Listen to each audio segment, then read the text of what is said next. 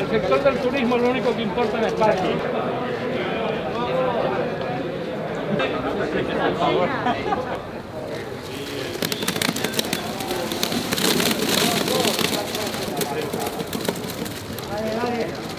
Perquè el sector agrari valencià no pot esperar un dia més a reivindicar i a defensar el seu model agrícola valencià. Hem demostrat que som un sector essencial, conforme heu vist tots en aquesta crisi sanitària.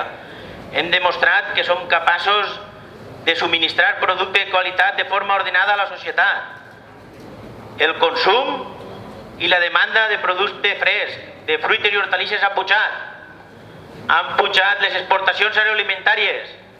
Però jo vos diré el que no ha pujat.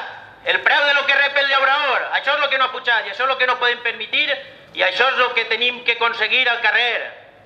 No sé si ho recordareu, el portaveu de Asucova va ser, ens va tatxar d'insolidaris als llauradors. Aquells que no reben un duro, això són els insolidaris.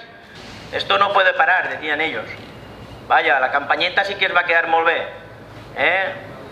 Però, sin embargo, deixaren l'estacar el producte valencià, això sí que saben fer-ho. I l'administració una traquetal. Des de la primera fins a l'última.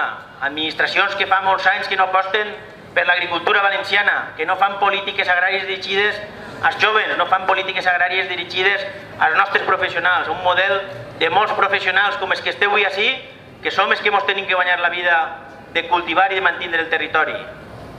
I ja que estem avui així, per què no llançar també un missatge, un recaet a la torre, a tots els de mig ambient, que d'una vegada per totes treballen per intentar donar solucions a lo que és la plaga i la fauna cinegètica.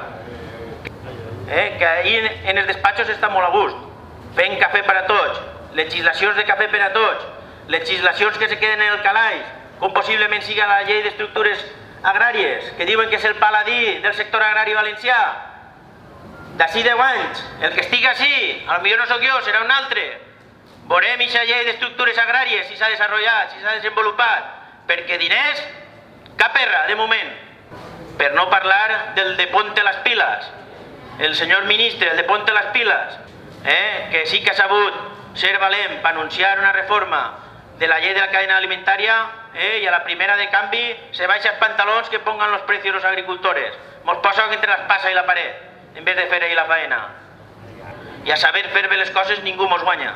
I a la dignitat ningú mos guanya, tampoc. Per tant, aneu campant motors, que pront mos tornarem a veure al carrer. Ànim i moltes gràcies per estar així.